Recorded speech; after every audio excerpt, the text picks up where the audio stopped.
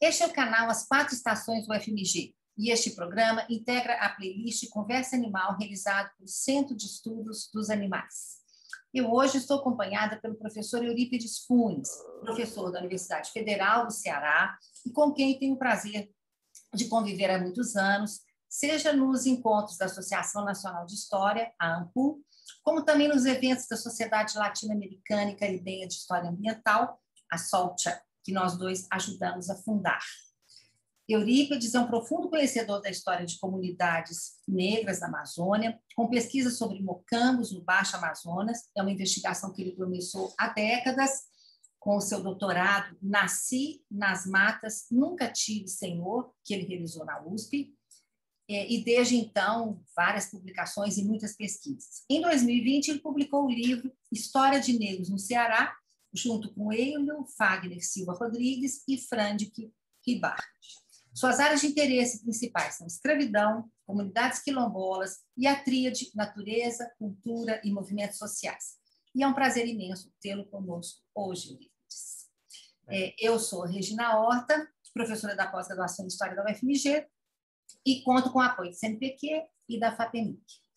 Como parte das atividades do Centro de Estudos dos Animais, este programa tem o objetivo de dialogar com pesquisadores de diferentes áreas do conhecimento, instituições e países que dedicam seu tempo, seu talento e seu entusiasmo aos estudos sobre animais. E hoje eu tenho a honra de receber o professor Genilson Ferreira. E eu vou compartilhar minha tela para poder apresentar.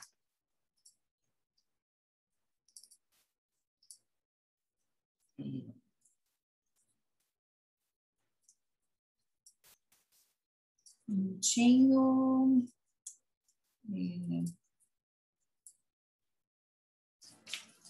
Genilson Ferreira é mestre em antropologia, estou só pondo no modo da apresentação aqui, mestre em antropologia pela Universidade Federal de Sergipe.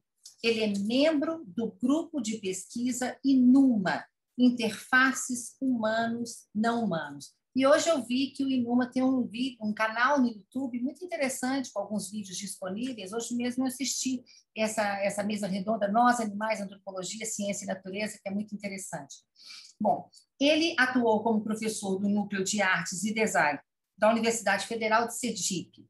Tem experiência na área de educação e é também, eu estou falando por último, mas não é menos importante, ele é um artista plástico premiado, com instalações, esculturas e pinturas. No programa de hoje, nós falaremos sobre 2 textos da sua autoria. O primeiro é um capítulo publicado em coautoria com o professor Beto Viana, da Universidade Federal de Sergipe, intitulado Canto e Encanto no Encontro do Aratu com o Humano. Esse livro, pela editora da Universidade Federal de Sergipe, de 2019, Desafios da Autoridade, Antropologia, na Universidade Federal de Sergipe. E também temos no horizonte a sua instigante dissertação de mestrado, intitulada O Encanto e o Encontro no Mangue, o ritual da captura do aratu em Porto do Mato, Sergipe, defendida na pós-graduação em Antropologia da Universidade Federal de Sergipe, também em 2019.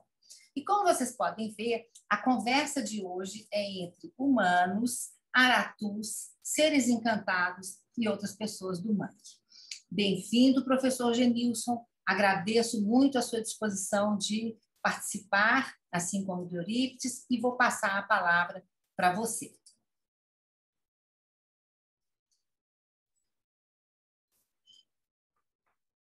Oi, professora, você me ouve? Eurípides. Sim. Regina, antes de mais nada, quero agradecer demais esse convite e parabenizar pela iniciativa desse canal. Eu tive acesso a ele e acabei também assistindo alguns vídeos muito importantes. Eu acho que você faz um trabalho excelente e contribui bastante para os estudantes, para os pesquisadores dessa linha de pesquisa, né? Então, eu quero agradecer demais por poder estar aqui e, de algum modo, talvez contribuir aí para o canal. Agradecer também a Yara, né? Yara foi quem quem eu não poderia deixar de registrar aqui. Yara foi quem possibilitou esse contato para que a gente pudesse estar aqui hoje, né, conversando. Né? Agradeço demais a você, Yara. E também o professor Eurípides Funes, né, um importante pesquisador, isso nos honra demais estar aqui participando dessa entrevista com ele. Eu tenho certeza que ele trará grandes contribuições aí. Essa pesquisa, que ela foi defendida a nível de mestrado, mas que ainda está em aberto, né? A gente está desenvolvendo, né? Ainda estamos muito imersos nesse manguezal, né? Quero também, não posso deixar de agradecer aqui aos professores, na verdade, Hugo Maia Andrade e Beto Viana, com quem eu tive a honra de realizar esse trabalho com eles, na condição, eles como orientador e co-orientador desse trabalho, que me deu, assim, me ofereceu bastante caminhos interessantes para que eu pudesse trilhar aí esses caminhos juntamente com os encantados do Mangue, né? Então, muito obrigado a eles, quero agradecer, e também ao pessoal do INUMA, né? O grupo de pesquisa Interface Humano-Não-Humano, de que a gente participa, né? Que eu tenho certeza que essa discussão também vai contribuir para isso, né? Antes de iniciar a minha apresentação, eu sempre gosto de fazer isso, né? Que é pedir a bênção da minha mãe, Dona Maria Isabel, e do meu pai, em memória, que são catadores de pessoas do mangue, né? E eu gosto. Desculpe me emocionar, porque eu perdi meu pai já há um tempo, e eu sempre gosto de falar dele e dela. Desculpa, professor. Me recompor aqui um pouquinho.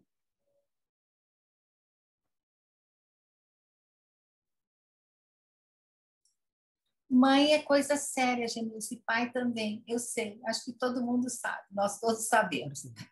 Eu achei muito bonita a sua dedicatória da dissertação. Ela deve ficar muito feliz. Então, desculpa, viu, professora? Não, porque eu acho interessante a gente colocar isso, né, porque é do lugar de onde eu parto, né? Eu parto dessa realidade do mangue. Nossa, estou ficando velho, estou envelhecendo, estou me emocionando com muita facilidade. Mas, enfim, dizer isso, né? Dizer desse lugar de onde eu venho, que é o lugar, né, de onde os meus familiares, por muito tempo, retiraram o alimento para sustentar a numerosa prole, que hoje eu, de algum modo, volto a esse mangue para continuar esse trabalho dentro de uma outra perspectiva. Eu acho bastante interessante dizer isso. Em nome dela e dele, eu quero saudar as catadoras de Aratu, né, os pescadores artesanais das mais diferentes áreas e regiões do nosso Brasil, em especial as catadoras de Porto do Mato, né? Porto do Mato, que é a região onde eu realizo a pesquisa, né? E eu quero fazer aqui essa saudação, esse registro importante para o trabalho dessas mulheres, né? No mangue, né? Quero também ainda agradecer a Arlene, né? A Arlene é a presidente da Associação das Catadoras, pela disponibilidade que teve para acolher o trabalho, nos dar informação, né? E então eu quero fazer aqui esse registro também a essa organização que ela coordena junto com as catadoras de Aratu, né? E ao fazer isso, eu também coloco aí essa primeira questão, que é essa condição de pesquisador nativo, né? Essa categoria de pesquisador nativo, que, de certo modo, ela favorece, num certo sentido, por você ter um acesso, por você falar de uma realidade da qual você conhece e transita, mas, ao mesmo tempo, ele coloca um desafio bastante interessante, né? Eu estou falando dessa condição dos inúmeros pesquisadores, né, que emergem de suas comunidades, sobretudo para fazer pesquisa etnográfica, né? Do campo da antropologia, a gente tem uma vasta quantidade de pessoas, né, que começam a falar, né, sobre isso, ou como diz o Conceição, o Hélio Conceição, que possui essas múltiplas pertenças, né, de campo. Então, eu acho que é importante, né? E essa dificuldade é justamente a da gente inserir dentro dessa discussão global, né, esse contexto local, né? Esse contexto local que muitas das vezes está incompreendido ali nos recônditos do seu contexto cultural, né? Ou como diz Clifford Geertz, desse emaranhado de coisas, né? que são colocados, né, nesse contexto local, mas aí eu incluiria esse emaranhado de coisas com animais dentro, né? Com animais dentro. Porque, como inúmeras vezes foi repetido aqui por outros que passaram por aqui, né? O animal é dado esse duplo papel, né? de signo e de símbolo, mas também são atores, né? E pensar esse contexto social com os animais, né? É compreender essa importância que ele tem enquanto atores, enquanto parceiros, agentes, né? E que ajudam a configurar essa realidade. E é isso que a gente tem em relação ao contexto dessa pesquisa, né? Eu quero também, antes da gente partir para a apresentação propriamente dita, né?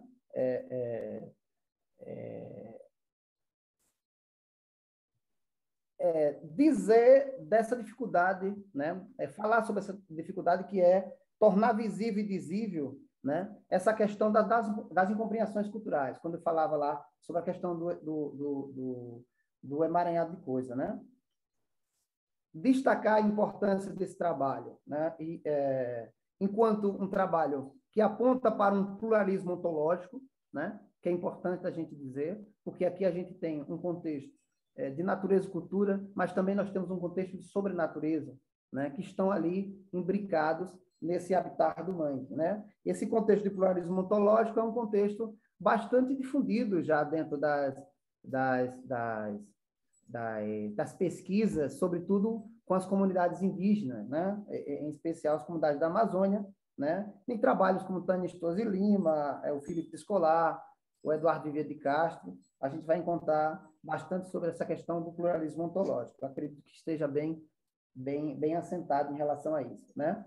Essa questão desses múltiplos os mundos e seres, né? Que é uma concepção bastante interessante, da gente pensar que, para além desse mundo, existem outros mundos e que eles convergem, né? Eles podem convergir. E aí a gente vê essa possibilidade do espaço do Mangue, e sobretudo da conduta das catadoras, ser um ambiente propício de convergência desses mundos, né? De seres, que eu acho que é uma outra coisa bastante interessante, né? E, sobretudo, na concepção do Eduardo Kuhn, de Fornsing, né? Dos donos de outras realidades, que eu acho que é importante dizer. E aí eu trago, sobretudo, na questão de donos de outras realidades, a questão do contexto da caipora, né? Que a gente vai abordar mais para frente, mas, por hora, a gente eu quero já deixar esse registro, né? Eu baseio esse trabalho, sobretudo, né, quando eu desenvolvo a concepção de encantados, né? Eu estou me baseando no trabalho do professor Hugo Maia Andrade, sobretudo com os Tumbalalá, né? Que é a questão do contexto do Nordeste, e também um trabalho realizado, é uma tese de doutorado de Juliana Gondim, né? Que ela faz com os Tremembé da Almofala, lá do Ceará, né? Então, são contextos que dialogam muito com essa questão da minha pesquisa. Eu acho que eu vou começar a fazer aqui, compartilhar aqui, viu? E, Regina, você vai controlando aí o tempo, porque aí, para a gente sobrar, eu acredito, para... Quando passar demais, eu te mando pelo chat um recadinho. Tranquilo. Tá? Ou você prefere que eu faça assim? Não, tudo tranquilo. Manda pelo chat. Pode tá. falar por aqui.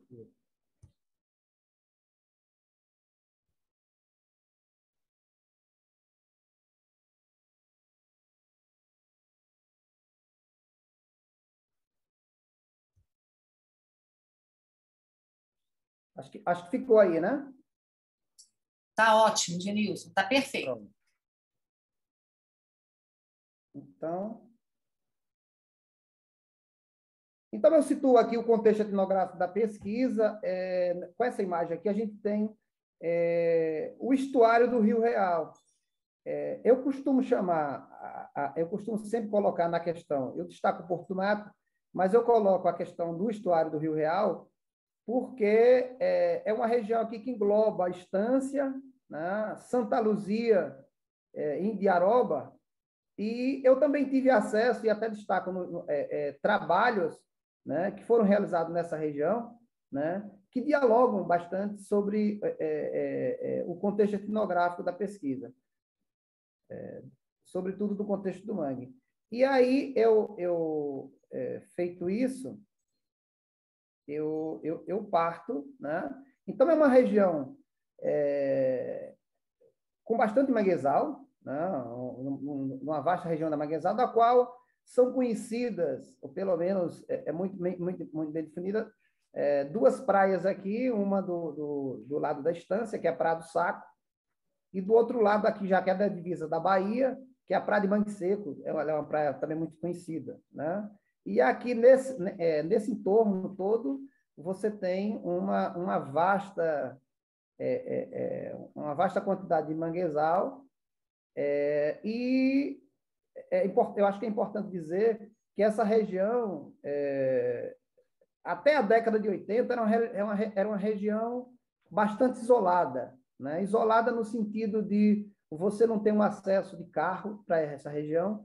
Então, foi uma população que desenvolveu uma relação muito especial de sobrevivência, né, com o ambiente do mangue, né?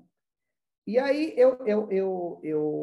para fazer toda essa descrição que a gente constrói a partir do mangue, eu acho que é importante a gente entender, né, dentro de um contexto cosmológico dessas catadoras, a relação desses caminhos e descaminhos do mangue, né? Como essa realidade e essa dinâmica social é construída. Porque, como eu coloco, a atividade de captura do aratu, eu coloco em 3 etapas, né? A caminhada para o mangue, o ritual da captura e a quebra, né? Que é um processo final do beneficiamento, né?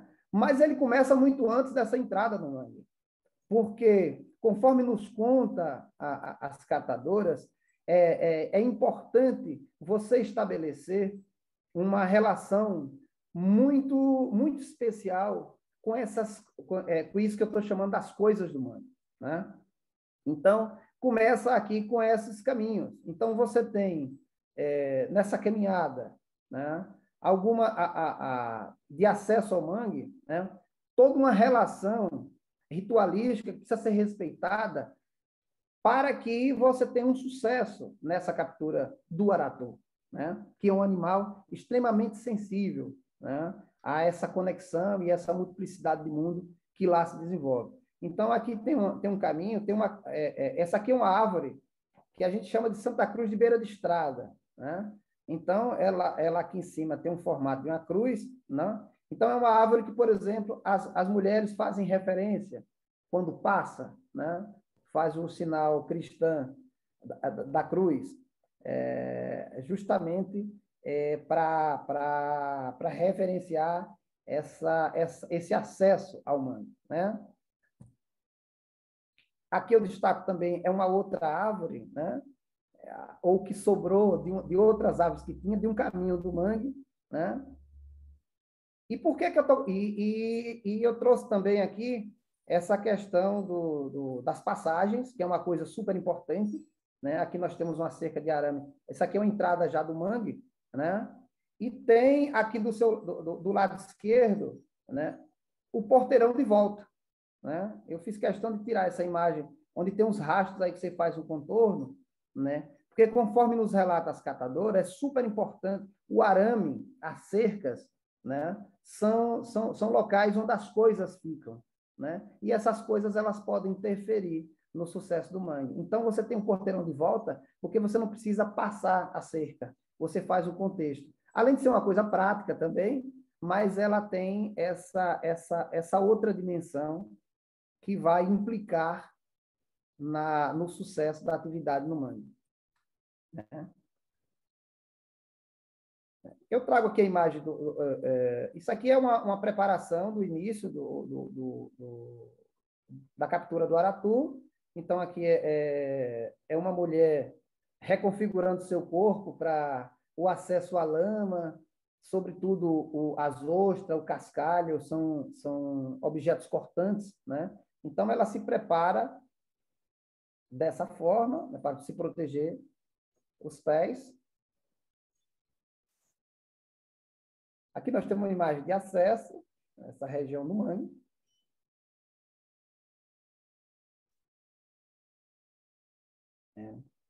Essa imagem aqui eu tenho uma almofada, né, que é uma espécie de crustáceo que é colocado, amarrado à ponta da vara, da linha, que vai ser usado para içar o aratu até o coletor, até o balde, né? Então, é colocado uma almofada, né?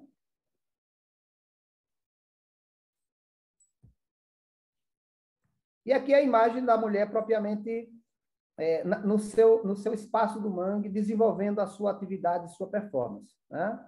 Então, a saber, nós temos aqui um balde posicionado, nós temos a mulher sentada com seu corpo em repouso e empunhando uma vara com uma linha e na sua ponta de extremidade aquele aratu que é colocado ali, né? Nesse momento, é o momento de que ela adentra o mangue, é o momento que ela desenvolve a sua performance de canto com esse animal. O aratu é um crustáceo muito arredio, né? Diferente de outros crustáceos que lá existem, como o siri, caranguejo, caranguejo-sá, a almofada, o tesourão, né? Ele é um animal muito arredio. Então, quando você chega no espaço, muitas vezes ele foge. Então, um dos mecanismos de acesso para chamá-lo é o canto, né? Então, inicialmente, elas pegam um balde, tamborilam, fazem som, quebram galhos, faz uma gazarra para que esse animal ele se aproxime. E aí ela começa com canto, com assobio, com silvos, para manter essa interação humano-aratu através do processo do canto, né? É super importante dizer que o aratu ele reconhece a mulher a partir do movimento da vara, né, e do seu braço que sustenta. Qualquer outra parte do corpo, durante o ritual de captura, se ela se movimenta, o aratu fica redio, ou não participa mais dessa interação, né? Nós chamamos que esse encanto é quebrado. E aí a mulher sabe que, a partir daquilo, ela tem que reiniciar o seu procedimento ritual em outro espaço, porque reconhece que ali as relações já não estão mais numa coordenação consensual de conduta, usando aqui um termo do Maturana. Temos aí o aratu coletado no balde. Aqui, ele no processo de cozimento, né? Já para quebra, ele muda um pouquinho da sua imagem. E aqui nós temos o processo final dessa atividade, que é a quebra ou beneficiamento da carne. Então, aqui a gente tem uma atividade que geralmente é coletiva, né? As mulheres se juntam para fazer essa etapa, para quebrar o dela, para quebrar o da outra. Enfim, existe essa troca. E acaba sendo um momento bastante riquíssimo de troca de experiências, de conversa, e onde elas podem, aqui, já após a captura, após o aratu capturado, elas podem falar e contar das suas experiências, né? Porque a performance da mulher com o aratu, ela é uma performance muito particular, né? E uma das coisas que elas mais evitam é falar no mangue, né? Para além do canto, né? Para se comunicar com as outras, porque elas sabem que aquele espaço potencialmente são espaços de desdobramentos, são espaços que podem estar desencadeando outro tipo de relação que não a do humano com o aratu. né? Então, esse trabalho, ele surge, sobretudo, eu diria como uma espécie de provocação, né? Eu, como filho de catadora, pessoa do mangue, a gente sabe que o aratu ele é capturado através do canto. E aí, quando eu iniciei o trabalho, o meu trabalho de pesquisa, e a gente vai fazer uma série de leituras, sobretudo no campo da biologia, né? A biologia dava, os trabalhos que eu encontrei, e é bastante trabalho, né, no campo das ciências biológicas, davam conta que esse animal era surdo, ou, de algum modo, não correspondia, em sua fisiologia, não existia um aparato fisiológico que correspondesse a esse canto, né, que era entoado pelas catadoras de aratu. No entanto, as catadoras de aratu estão convencidas de que é através do canto que você atrai esse animal. Então, aqui eu encontrei um campo bastante interessante, sobretudo para a gente pensar essa relação de cultura natureza sobre natureza, né, numa relação extremamente imbricada, ou que, de certo modo, ela não constituía uma relação fronteiriça, como é comum a gente pensar dentro das ciências biológicas, né, do natural, né, do cultural, do social, porque nós tínhamos aí uma conduta cultural do canto para promover uma espécie de interação, de relação com o animal, né, uma relação interespecífica, do qual a biologia, naquele momento, tratava-se afirmar que ele não teria essa correspondência anatomofisiológica que justificasse o trabalho do canto. Né? E aí a gente teve algumas, isso aqui é algumas constatações que a gente consegue em relação à pesquisa, né? De pensar essa relação como humanos e outros que humanos que se afetam e são afetados na fluidez da relação do mangue, né? Considerar que essa conduta é uma conduta cultural, que é uma forma distinta de escutar o mundo, né?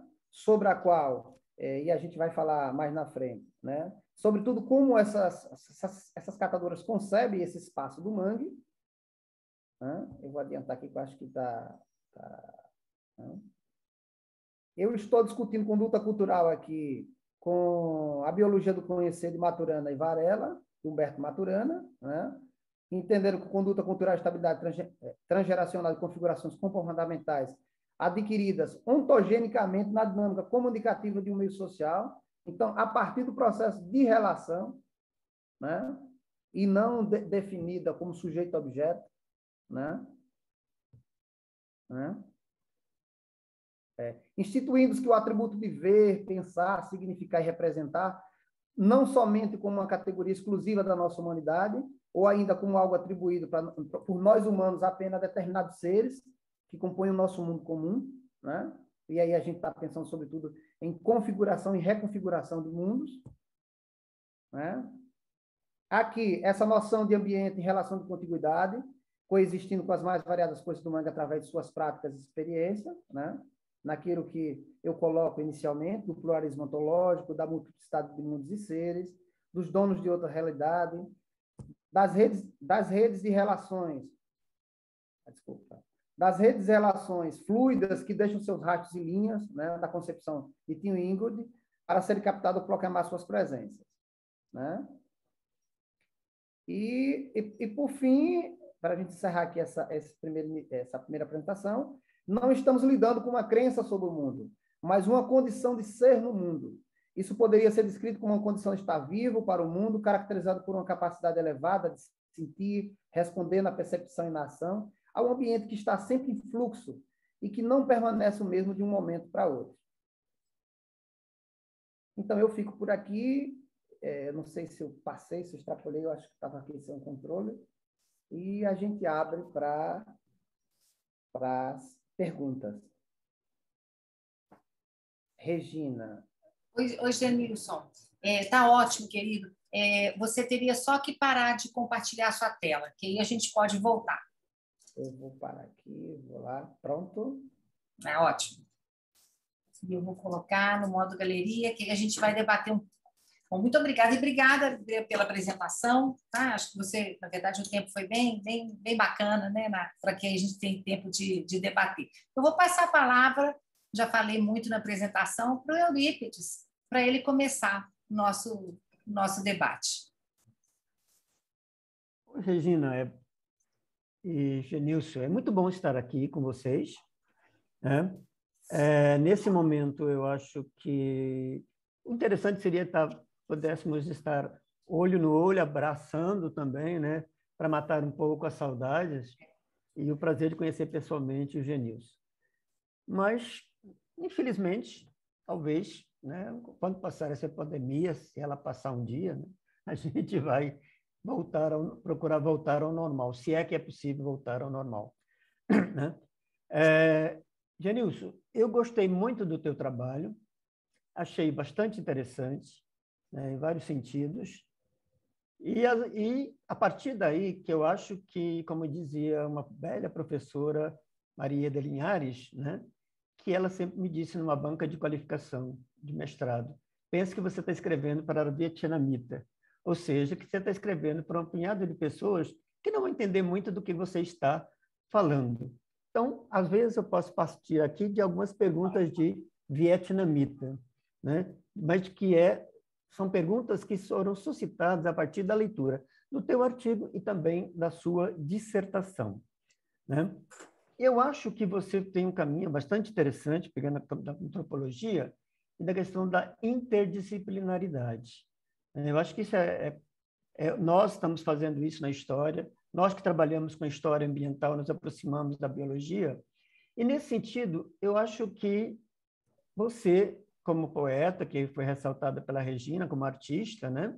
E como você diz que está em processo agora de gestação para o doutorado, né? Algumas coisas, talvez pensando, né, no que possa lhe ajudar.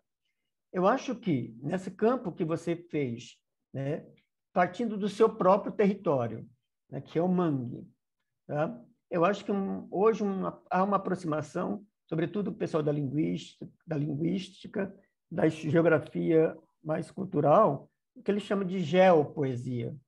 É o cantar do seu espaço, do seu lugar, as suas paisagens, e que, de uma certa forma, ela salta aos olhos aqui, mas não, né, pensando na perspectiva de uma geopoesia, mas você deixa a sua geopoesia. Como também, eu acho que você, sem trazer para a gente, você circula bem no campo da história ambiental, né, que falta, talvez, uma burilagem maior nesse campo da história ambiental e na questão da própria história. E nesse sentido que eu começaria conversando com você. A mim, me parece que faltou um pouquinho da historicidade deste lugar, também destas mulheres, sobretudo a questão da oralidade. Se tem uma senhora de 83 anos, com quem ela aprendeu? Quem passou essa tradição? Como é que ela se constrói, né? No mangue, num povoado que fica um pouco afastado do mangue, certo? Essa é uma questão mais pontual que eu colocaria nesse diálogo, mais com a questão da historicidade, da história dessas mulheres e da história do mangue, né? Tem um trabalho bastante interessante, né, de um Arthur Safiotti, que chama O Manguezal na História do Brasil e na Cultura do Brasil. Então, um pouquinho, para falar um pouquinho desse mangue na vida dessa comunidade, porque ela não vive só de catar o aratu, ela cata a ostra, ela cata o caranguejo sá, o siri, né, e outros, mas você traz a relação do aratu. E aí uma questão que eu já aponto para depois voltar talvez a ela, ou a Regina pode voltar, que é a questão, né, da nossa amiga, né, caipora, né? Há uma circularidade dessa caipora. Eu gostaria que você pudesse falar um pouquinho disso, porque ela é uma entidade que está na Amazônia, onde ela talvez se chame curupira, de pé para trás, para confundir as pessoas que entram nas matas, mas no caso aqui é para confundir as pessoas que estão indo para o mangue, não dentro do manguezal, né? Então, como é que é essa relação também nesse sentido? Eu acho que eu já fiz abrir vários leques para você. Fico por aqui, depois eu posso voltar, mais especificamente. Genilson, você pode discutir um pouco aí? Pronto, então, então a gente vai fazer assim, vai fazer a pergunta, já responde, né? E aí, depois eu acredito que fica legal, porque aí vai se desdobrando. Então, Euripides, eu agradeço demais a sua contribuição. Eu corroboro com isso que você falou em relação à historicidade, sobretudo porque nós estamos falando de uma região onde se deu o contato, né? Praia do Saco é uma região onde se deu o contato com o português, em sua chegada ao estado de Sergipe. Da Bahia, ele chega por ali, pelo Rio Real, depois adentra a Santa Luzia do Itaí. De fato, o período do mestrado é um período muito curto, né? E, sobretudo, as leituras que a gente precisa fazer, que são necessárias, e aí, como eu coloco, essa dificuldade inicial de você vir de um campo, na minha formação era pedagogia, e aí você tem que partir, sobretudo, para as teorias antropológicas, porque você tinha um campo, você tinha uma situação que era que para você, no caso para mim, me parecia bastante familiar, mas que de algum modo a gente precisa estar inscrevendo essa discussão local dentro de um panorama global muito mais interessante. E aí eu me deparei com essa situação e que eu fico, né, sobretudo, de algum modo preso essa questão do Aratu, dessa relação, né, da catadora do Aratu, e isso é o que possibilita hoje, por exemplo, a gente falar das coisas do humano, né? Que eu parto daí, mas fica dentro dessa pesquisa de mestrado, mas eu ambiciono ampliar, né, a minha pesquisa para a questão das coisas, dessas multiplicidades de mundos que convergem ali. E aí onde surge a caipora, né? O mangue, ele é muito rico, através dos relatos dessas catadoras, dos pescadores, né? De encontros, né? Muitos deles indesejáveis, né? Então, você tem situação que a catadora ela está no mangue, né? Ela encontra outras pessoas lá que estão pegando aratu, né? Mas que elas dizem, elas afirmam, não são desse mundo, são coisas de outro mundo, mas que estão ali convergindo no mesmo espaço, né? A caipora, de fato, ela transita aí numa série de contextos cosmológicos de povos tradicionais, sobretudo da Amazônia, né? E ela tem uma peculiaridade em relação a essas caiporas, vamos dizer assim, né? Porque nós temos uma relação direta, uma relação de reciprocidade, né, com essas mulheres dentro do espaço do mangue. Porque um dos relatos mais ricos que a gente tem dentro desse trabalho é o relato do encantamento, né, de como isso se dá.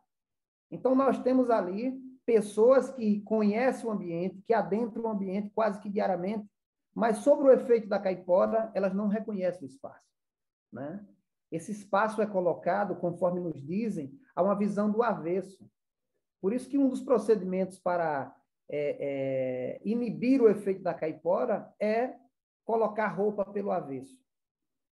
Então, sempre que alguém se perde no mangue, ou se aria, como eu digo, né? Arear é um termo que eles usam para, como se a cabeça estivesse, né?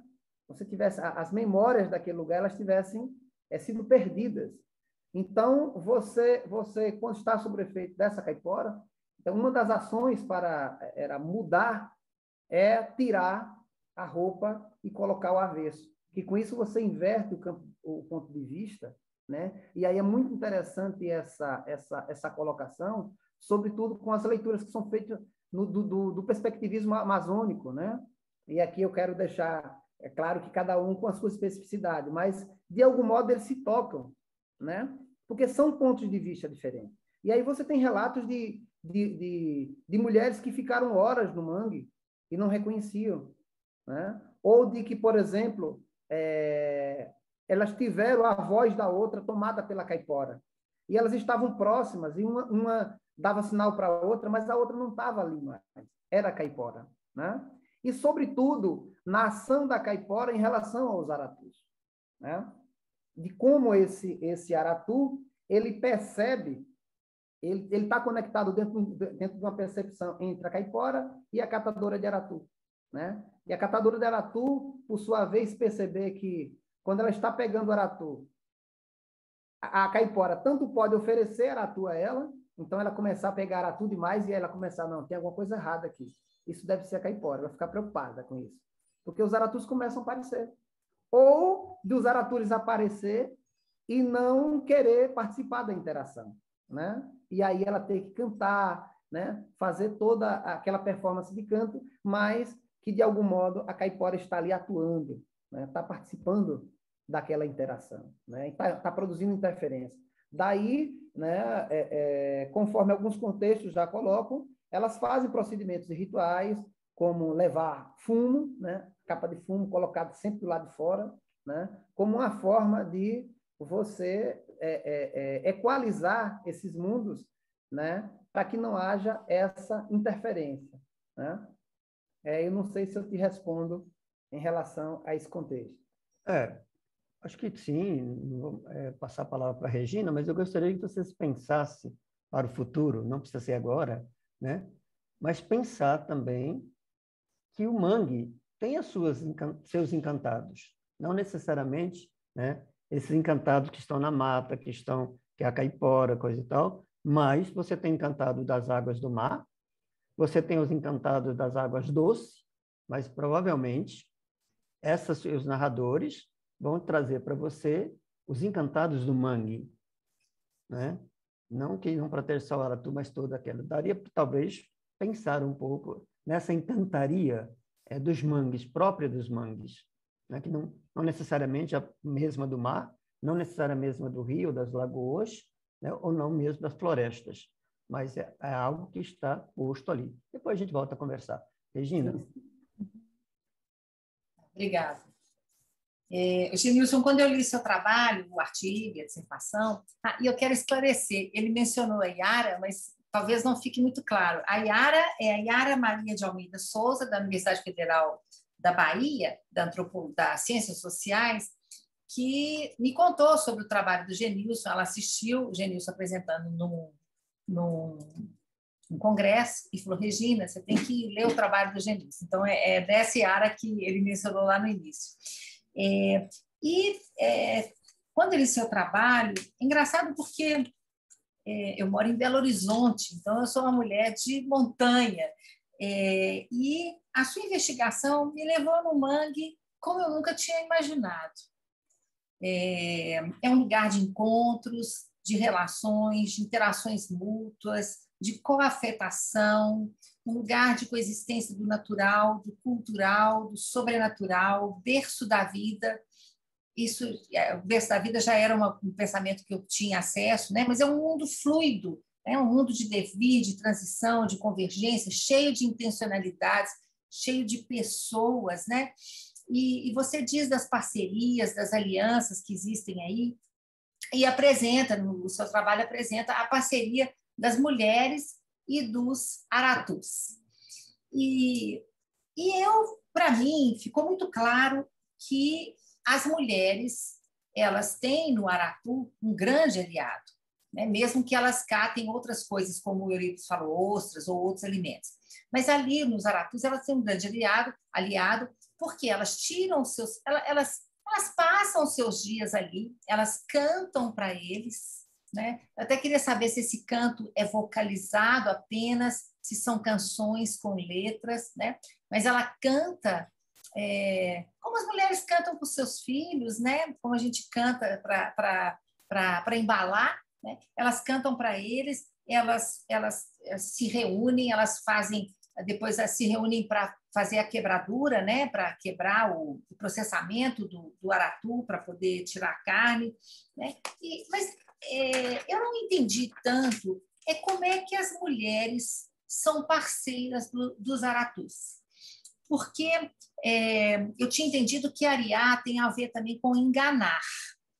E elas cantam, elas encantam, né? Quer dizer, esse canto, você descreve que quando elas cantam e vibram a vara e se sentam nas grandes raízes, eles se aproximam e elas pegam com a vara, né? E os jogam dentro de um balde. Então, fiquei pensando que quando eles assustam, eles já estão dentro do balde, eles não podem fugir mais. Então, na verdade, as mulheres ariam, né? Eles ficam areados, eles perdem a noção e se aproximam do perigo e são capturados. Então, o que eu fiquei pensando é o seguinte: que tipo de parceria é essa, assim? Em que, na verdade, os aratus acabam no prato. E eu queria que você desenvolvesse um pouco isso, assim. Como é que a gente lida com isso como uma aliança? Eu até entendo que... Eu fiquei imaginando. Eu queria te ouvir um pouco assim, sobre essa aliança. E só complementando, bom para pensar, mas também bom para comer. Né? Então, Regina, é importante fazer um esforço aqui, fazer uma digressão em relação a isso, para a gente pensar nenhuma das coisas que é super importante para uma catadora de aratu, que é o cuidado com a fala. Tá? Falar, assim como em outros contextos, contexto indígena, sobretudo, falar também é dizer. Né? E aí coloca uma questão fundamental, né? Que o aratu ele não é visto como um recurso que está lá, disponível, né? E sobre o qual, né, eu gosto sempre de ouvir o Ailton Krenak, quando ele fala que a natureza não é um almoxarifado que está lá disponível para a gente pegar a hora que quer pegar. Né? Então, você vai ter diversas situações de grupos de mulheres, de pessoas que estão ali em grupos, umas que vão pegar bastante aratu, outras que não vão pegar aratu. Né? E aí é super importante dizer, por exemplo, uma das coisas que mais pode irritar, talvez, uma catadora de aratu é você fazer uma coisa simples que a gente faz, que é uma encomenda. Né? Você encomendar, por exemplo, olha, tu vai para o mangue amanhã, eu vou encomendar 2 quilos de aratu, 1 quilo de aratu. Né? Aquilo vai irritar de tal modo que, em algum caso, ela pode não ir pegar o aratu. Porque o aratu ele não está disponível. Né? E, ao falar isso, você pode desencadear uma série de relações, né, que vai adentrar o mangue. Né? Uma preocupação que se tem que você entre no mangue, eu sempre gosto de dizer assim, você tem que entrar no mangue com a cabeça boa. Né? Você não pode levar lembranças. Né? Há relatos, por exemplo, de pessoas que lembram de pessoas que morreram e que naquele dia ela não vai pegar aratu. Então, quando a gente fala dessa relação, esse aratu enquanto parceiro, também de um animal que se conecta com esse mundo da catadora de tal modo que ele entende, né, a partir dessa relação, que isso pode desencadear um processo bom, no caso, um sucesso, mas também pode desencadear um processo ruim. E aí é super importante a gente ver que essa catadora ela está trabalhando o aratu não numa chave de um objeto ou de uma coisa. E isso é extensivo, aí Eurípides conhece muito bem, isso é extensivo a todo o processo de pesca, por exemplo. Né? De você encomendar peixes. Porque os peixes eles não vão estar disponíveis. E a partir da pessoa, isso pode ser bom ou ruim. Geralmente é ruim. Né? Existe, inclusive, um procedimento que é feito para neutralizar esse processo, que é amarrar a boca da pessoa. Né? Então, você pega uma palha verde e você faz ali 3 nós, e aí você deixa do lado de fora, porque você está amarrando aquela encomenda. E aí você vai adentrar o espaço muito tranquilo. Então, os aratus, ele entende esses processos. Né? Quando eu estava falando sobre, por exemplo, de você entender que a presença da caipora está ali, e o aratu entender, e a partir do que ela, da ação que ela determinar, ele pode aproximar ou não, né? Então, ele está conectado com essa mulher, com essa catadora, né? E o canto, como eu coloco, é essa metáfora sonora que permeia, ou que ativa essas coisas, né? Dentro das assombrações, que eu coloco, que eu categorizo, né? Buscando também essas categorias que já estão bem colocadas dentro dos Encantados do Nordeste, que eu categorizo as assombrações, as visagens, né? E os entes que estão, né? A caipora, nesse sentido, nos relatos que nos coloca a catadora, ela é um corpo vivo, né? Ela está lá, entendeu?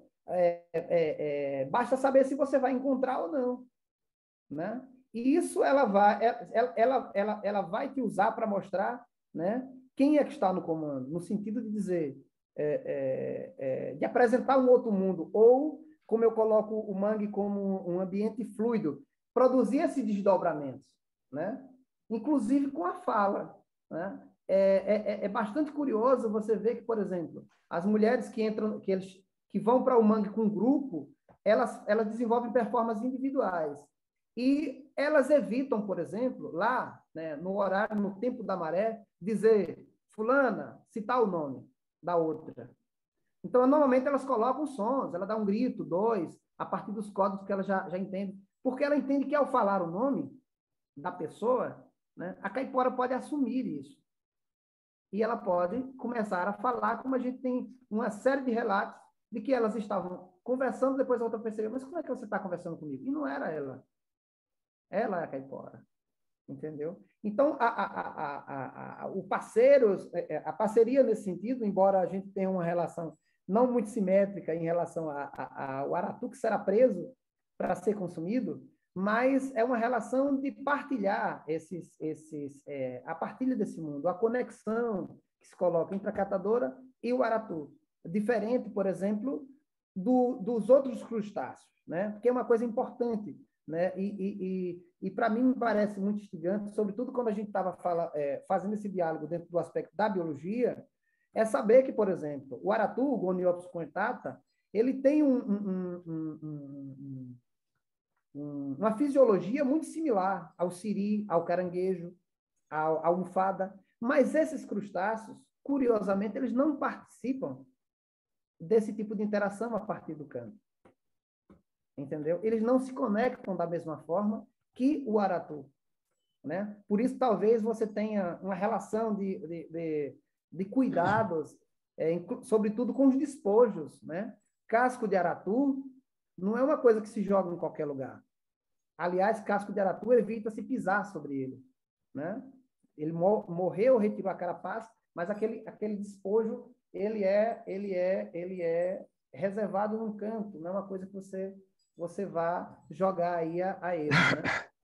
O contexto cosmológico amazônico é muito rico também desse cuidado com os despojos, né? Eu não sei se respondi. Sim, você fala tem um momento da dissertação que você fala da circularidade das substâncias, né? E de como que esse cuidado... Isso tem uma sabedoria, né? Que se você vai pensar que essas substâncias circulam o tempo todo e você tem que cuidar onde vai julgá-las, tem uma grande sabedoria, né? Eu gostei muito, na verdade, também da prática de não olhar para trás no mangue. Você não olha para trás. Eu achei muito interessante. Mas obrigada, viu, Genilson? Você respondeu sim. Eurípides, vou passar a bola para você de novo.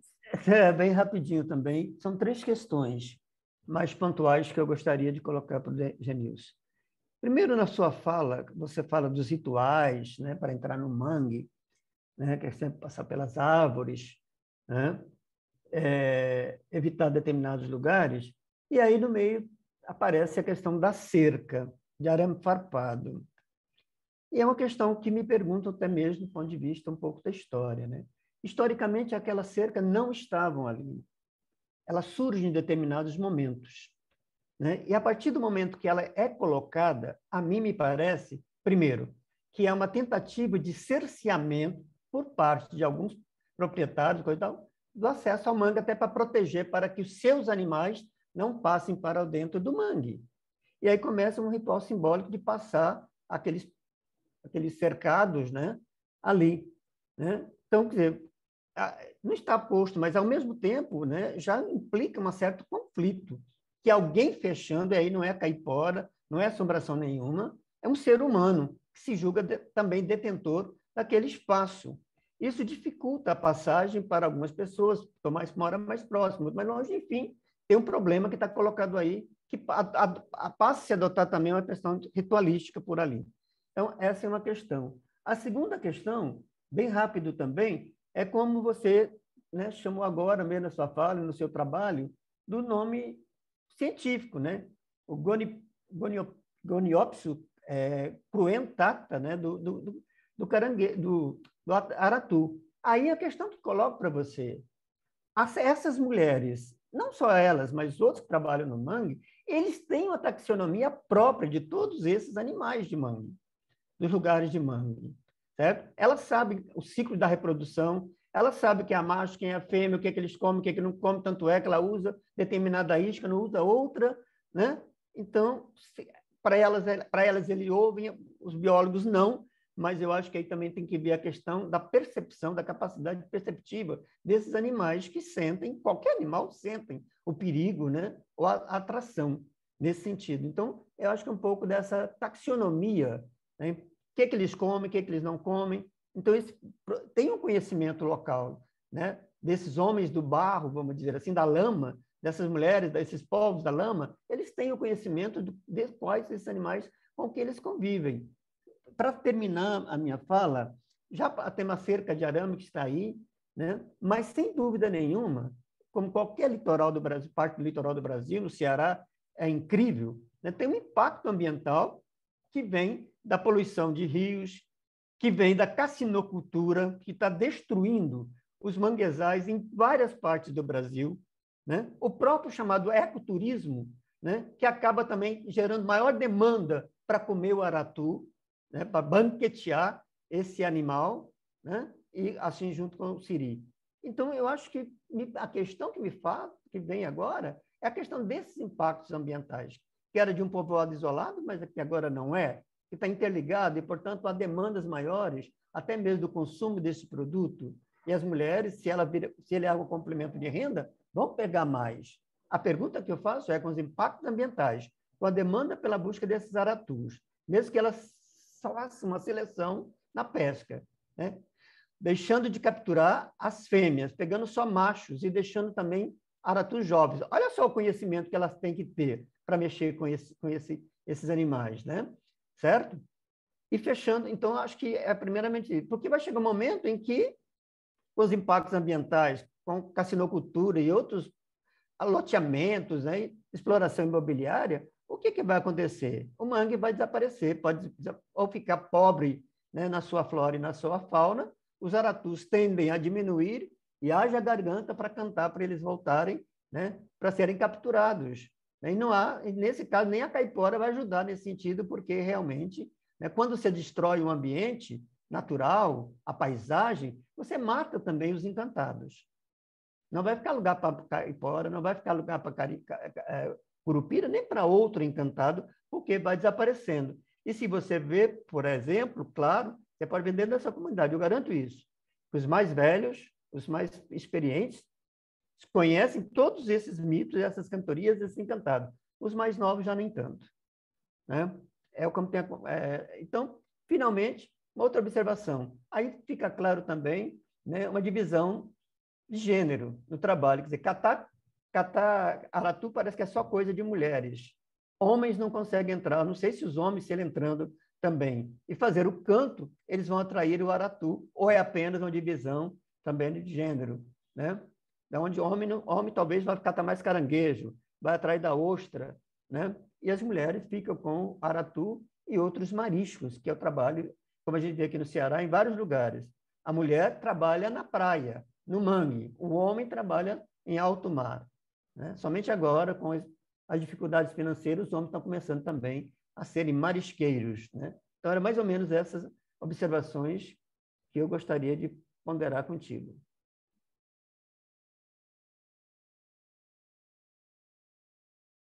Muito obrigado pelas observações, Euripides. Eu vou tentar aqui abarcar todas, porque tem alguns caminhos. Eu acho que a primeira preocupação sua é em relação ao contexto histórico da cerca, né? E é evidentemente que essas cercas, ela nem sempre ela foi de arame farpado, ou nem sempre teve cerca. Existiu. Né? Nem sempre existiu, né? Porque nós estamos falando de ambientes que tinham a terra como espaço comum, né? Onde você construía suas casas, você tinha um pouco de terra para plantar alguma coisa, e tinham em comum esse dia a dia, né? Que desencadeavam da relação do mãe, né? A cerca, o porteirão de volta, na verdade, ele tem esse duplo aspecto de praticidade, mas também ele tem um aspecto que é colocado, sobretudo, nas rezas, né, que se faz na região. Nós temos aqui uma região, já teve mais, né? Agora, com o advento do cristianismo, do neopentecostalismo, né? Acabam que essas rezadeiras elas não conseguem... Desculpe, Janilson. Elas nem vão rezar e muito menos acreditar na caipora. Né? Então, você acaba que isso de determinado modo perde força. Mas, por exemplo, um dos preceitos para uma pessoa que passou por um processo de benzedura é não passar arame, né? Não passar cerca. E aí eu estou falando dessa cerca que, embora hoje ela tenha aqui o arame farpado, mas ela existia cercas, por exemplo, de Itaquivira, que é uma cerca de vara, entendeu? Então, porque subentende-se que isso é passagem de um ponto a outro. A questão do abaixar, né? Do baixar a cabeça, né? Tem todos aqueles procedimentos, e aí conectado com o que Regina falou, destacou da pesquisa em relação ao olhar para trás, né? Então, você tem esse porteirão de volta, que ele acaba sendo uma estratégia que você conecta de um ponto a outro sem ter que passar, né? Sem ter que cruzar essa cerca, né? Esse aspecto. O outro aspecto, em relação ao que você destaca sobre sobre o crescimento, sobretudo esses espaços de mangue acabam sendo hoje espaços muito disputados pelos mega empreendimentos, né?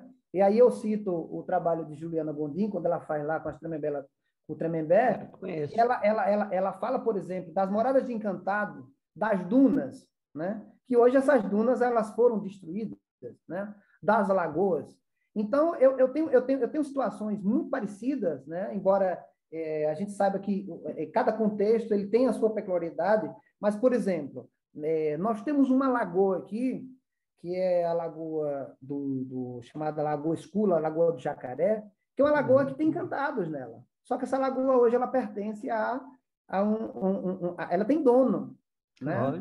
Então ela tem dono, e esse dono ele tem um controle de acesso dessas pessoas. Então eram locais que você passava não só para você aliviar do longo trajeto do mangue, então você se molhava ou lavava os objetos pescados, mas também você fazia oferendas, você se conectava com ela para você adentrar esse mangue. E hoje esses espaços, eles de fato, eles têm sido cada vez melhores. Sobretudo, e aí você destaca um ponto bem importante, que é a cassinocultura. Os viveiros de camarão, e aqui na nossa região, ela já chegou com força, né? Nos últimos 2 anos, mais ainda. Aliás, nos últimos 2 anos. Né? Então, a saber, os viveiros de camarão são construídos na região de Apicum, que é uma zona de transição entre a terra seca e o mangue. Então, nós estamos falando de grandes empreendimentos, né, que cavam grandes espaços de viveiro, e aí você destrói todo um contexto. Né? Em alguns casos, como aqui tem acontecido, o acesso a esses mangues. porque os viveiros acabam Um adendo. encostando Aqui no no Ceará, mangue. só um adendo, aqui no Ceará o que está acontecendo é que quando eles vão esvaziar esses tanques criatórios, a água vai para o mangue e leva todo a produtos químicos que está alterando a morfologia de caranguejos, siris, aratus e tudo mais. Também. Está impactando. Aqui de igual forma, Eurípides. E acredito que sejam modus operandi desses viveiros. Então, eles têm todo um produto que é colocado desde a alimentação, enfim. Eu desconheço a composição química, mas me faço acreditar, a partir dos relatos dela, que a coisa mudou, quando está mudado. Né? E aí a gente sabe, dentro desse conhecimento que você muito bem destacou, né? Que é um conhecimento vasto da sensadora, quando ela diz que está mudada, é porque ela percebe sinais, né? Da vida que ali existia e que agora ela passa por um processo de desequilíbrio. Né? E aí nós estamos trabalhando numa outra chave, porque as moradas encantadas, os encantados, eles necessitam desses espaços dito naturais, né? Onde eles possam transitar. Né? São seres que participam de um mundo, né? De um mundo em harmonia, ou pelo menos de um mundo em que exista esse equilíbrio. Né?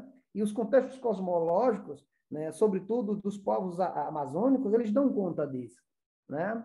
Então, isso talvez ajude a nos responder o porquê que esses povos eles são sempre tão maltratados, né? E no atual contexto que a gente tem visto, né? Com todas aquelas regiões dos rios da Amazônia, né? A exploração do Rio Madeira, porque conforme a gente já falou aqui, né?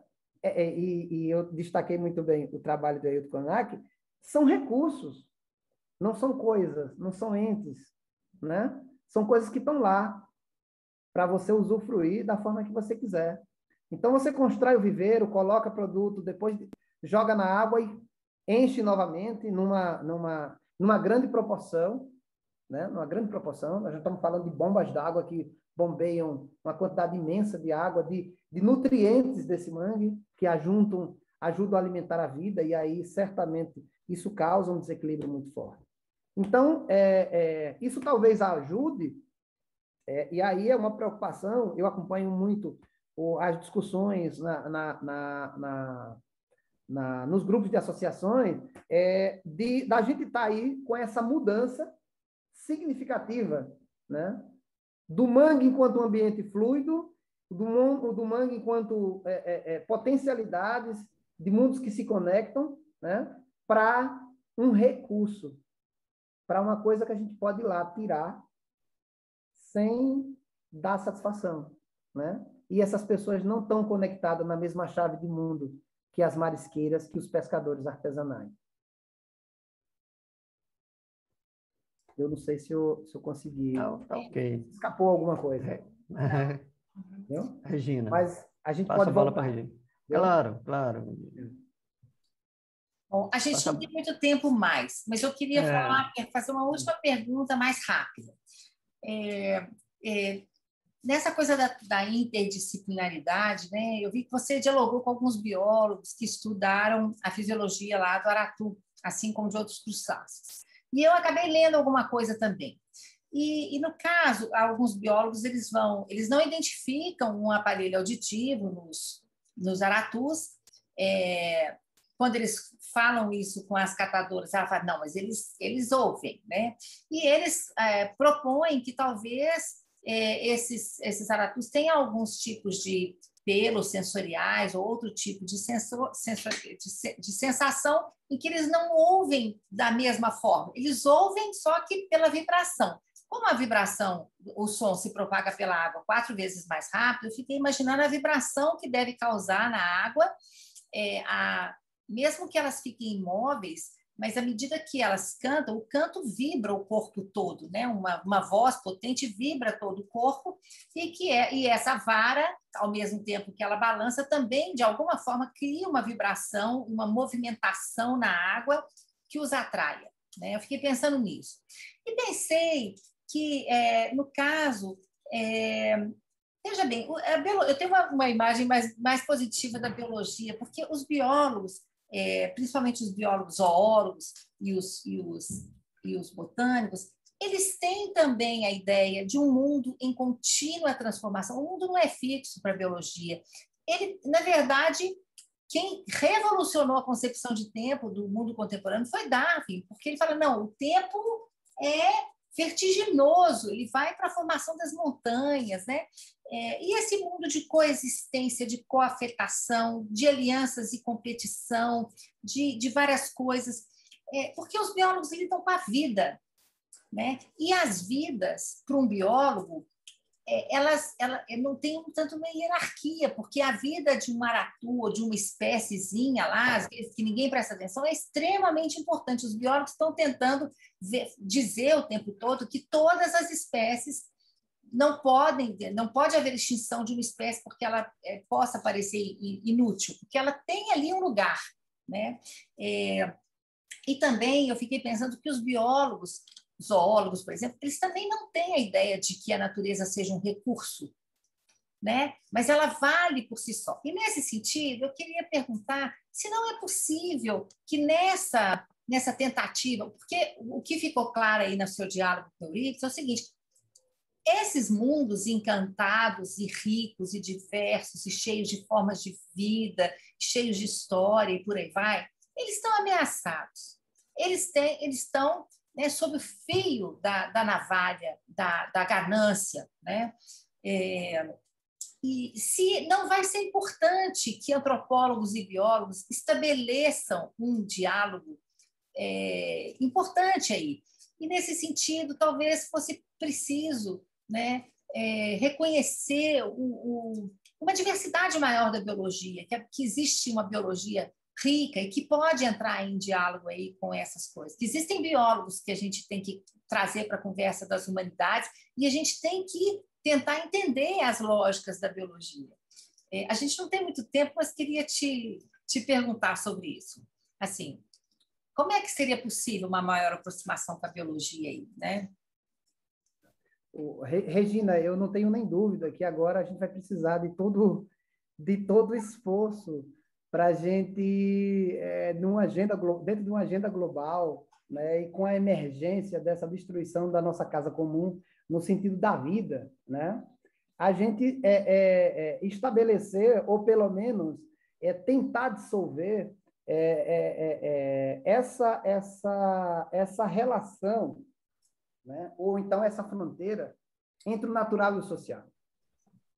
Porque, conforme nos ensina os diversos contextos dos povos tradicionais, né, é que conceber ou faz essa distinção entre as relações do vivo, como é que eu poderia dizer, né?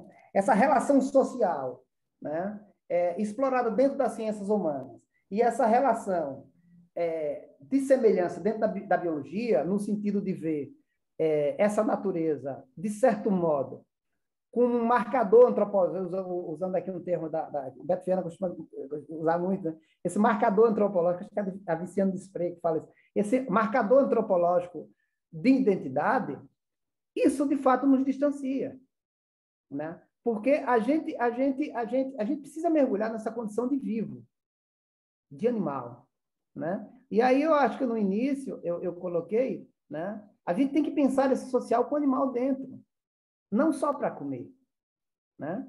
Porque a gente veja o que essa questão de ver o animal apenas como consumo nos coloca agora, né? Nós estamos com um problema com o boi, né? O boi elimina um gás metano muito pernicial, mas isso só está sendo assim porque nós criamos determinadas exclusividades de consumo, né? Ou, de algum modo, um consumo exacerbado das coisas, né? Dessa vida, né? Que é essa vida que sofre, essa vida né? Dos seres sencientes, né? Que sentem, né? Que querem estar conectados conosco. Então, quando você... e eu não tenho dúvida que a biologia tem muito a contribuir, assim como a antropologia. Eu penso que essa nossa tentativa, sobretudo do meu artigo com o Beto, de marcar essa diferença, mas apontar, sobretudo, o que as etnografias dos povos, sobretudo os povos indígenas, já nos ensina, né? Sobre essa questão de incluir, né? De tratá-los como parceiros sociais. E não, não somente como uma coisa de objetificação, mas entender que o espaço do mangue, né, é um ambiente de relação, não um espaço que está lá com a maré que vai e vem. Não. Ali não tem água, ali tem substância de vida. Então, quando você drena essa água com uma certa quantidade para alimentar o viveiro, para alimentar apenas uma ponta dessa indústria, acredito que nem todo mundo come camarão, né? Aliás, uma crítica que se faz aqui em Porto do Mato é que o camarão que é produzido em Porto do Mato não é consumido em Porto do Mato, né? Então, não é para ele. E aí, em nome disso, você destrói toda uma construção de mundo, né? Não de mundo comum, mas de mundos que coexistiam ali, né? E que produziam relações muito ricas. Eu não tenho dúvida que os biólogos assim veem, no sentido de que agora é cada vez mais urgente perceber que essa vida está cada vez mais conectada e que a gente depende, né?